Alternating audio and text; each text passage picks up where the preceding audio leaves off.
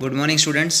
So we are doing chapter 5, natural vegetation and wildlife. We have discussed the all types of forest which are found in India.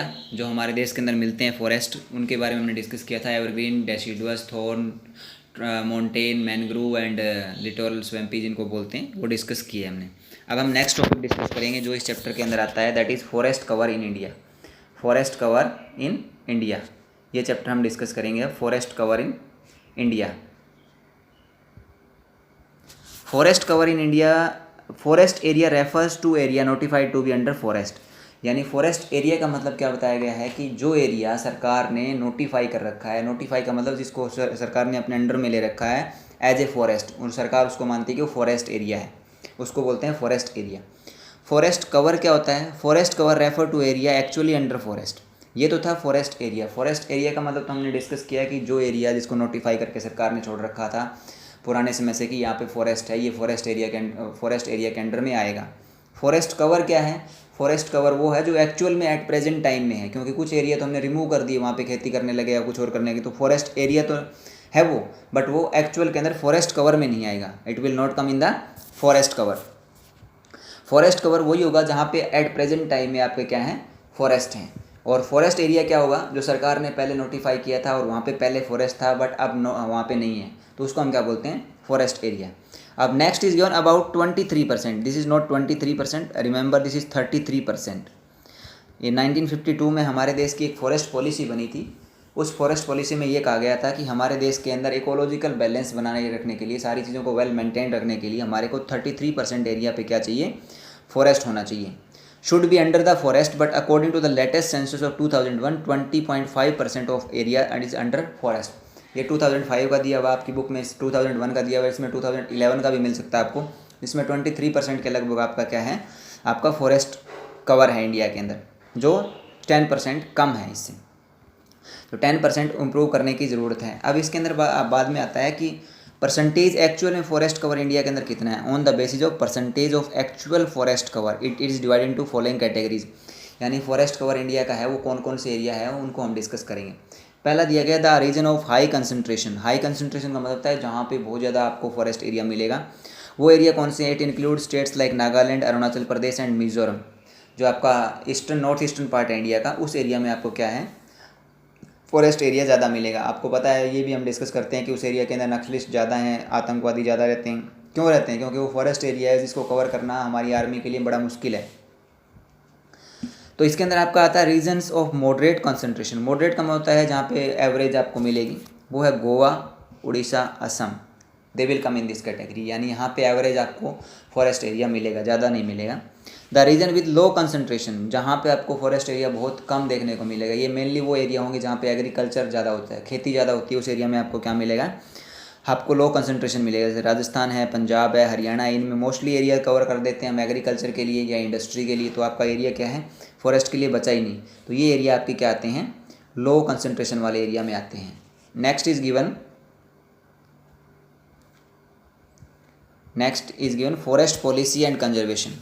यानी सरकार ने forest policy बनाई थी, उसको आगे हर बार हम रिन्यू करते रहते हैं. तो फॉरेस्ट पॉलिसी क्या थी? Forest policy was declared by government of India in 1894. यानी 1894 के अंदर क्या है, एक फॉरेस्ट पॉलिसी बनाई थी गवर्नमेंट ऑफ इंडिया ने 1894 के अंदर. अब आफ्टर इंडिपेंडेंस क्या हुआ, इसके अंदर कुछ और चेंज किए गए. जो चीज़ें थी उसके अंदर, in 1952 forest policy was passed which laid stress on conserving forest, expanding area forest cover, conserving forest so that it meet the needs of the present people and future nation. In 1988 new forest policy was passed which have following aim and objectives. एक पहली forest policy 1894 में बनाएगी, वो आपकी उस time India independent नहीं था, वो ब्रिटिश गवर्नमेंट के अंडर में थी. फिर उसके बाद में 1952 में बनाई इंडियन गवर्नमेंट ने. अब इसके बाद में 1988 में एक और न्यू फॉरेस्ट पॉलिसी बनाई गई है, जिसके मेन ऑब्जेक्टिव्स क्या हैं, ये क्वेश्चन आपको लिखना है अपनी नोटबुक में. What are the objectives of new forest policy 1988. यानी उसके ऑब्जेक्टिव, एम्स एंड ऑब्जेक्टिव क्या हैं न्यू फॉरेस्ट पॉलिसी जो बनी है 1988 के अंदर.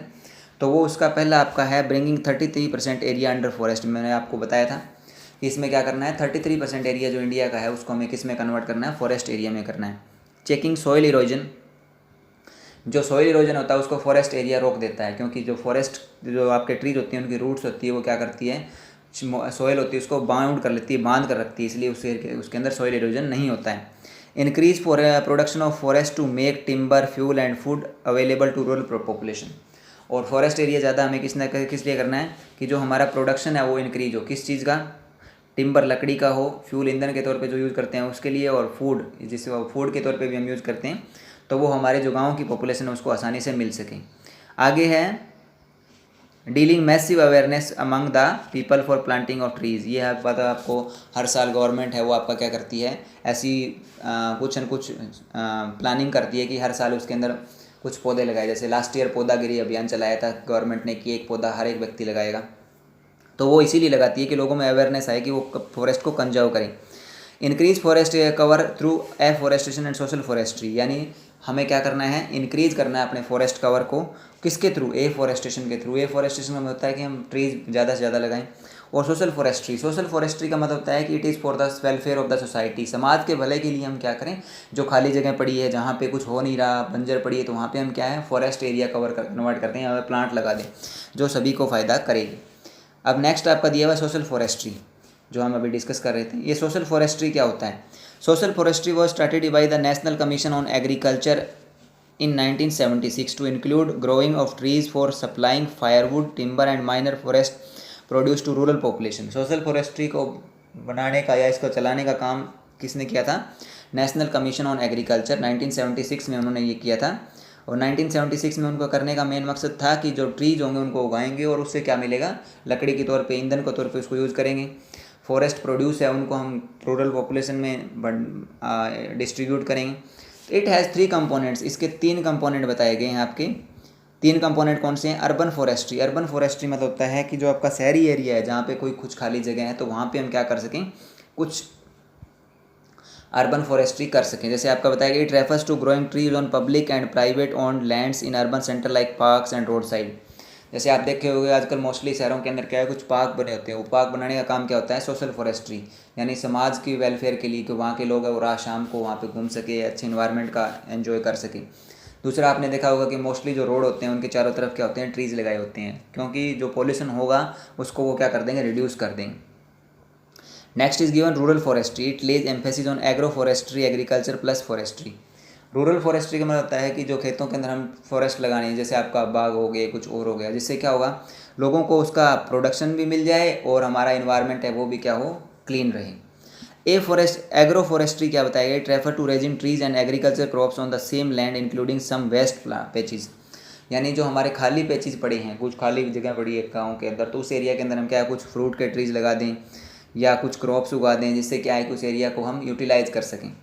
Community forestry, it refers to raising trees on public और community land such as road side, canal, along railway lines. ये तो आपको पता है। कम्युनिटी फॉरेस्ट्री का मतलब होता है जैसे कोई पार्क हो गया या कोई रोड हो गया उसके आसपास लगा दिया, या कोई आपका कोई ऐसी कैनाल, नहर है उसके पास लगा दिया, तो रेलवे लाइन के पास लगा दिया। इसका क्या है कि वो सारे लोगों को उसका फ़ायदा हो। फार्म फॉरेस्ट्री क्या है? It refers to the growing trees for commercial and non commercial purpose on their farm. इसके अंदर कहा गया है कि हम इसको क्या बोलते हैं कि ग्रोइंग ट्रीज़, इसमें हम क्या करेंगे, ट्रीज़ ग्रो करेंगे for commercial and non commercial, दोनों के लिए हम इसके अंदर कर सकते हैं, यानी अपने कमाई के तौर पे भी उसको यूज़ कर सकें और ना सीधा फॉरेस्ट्री भी क्या है, नॉन कमर्शियल भी उसको हम कर सकते हैं। नेक्स्ट आपका आता है वाइल्ड लाइफ। ये वाइल्ड लाइफ हम क्या करेंगे, नेक्स्ट में डिस्कस करेंगे, क्योंकि वाइल्ड लाइफ का भी थोड़ा सा इससे डिफरेंट है। तो नेचुरल वेजिटेशन का हमने सारा कवर कर लिया है। So you will write down these in your notebook, make your notes and question answer also you will do. Thank you. Have a nice day.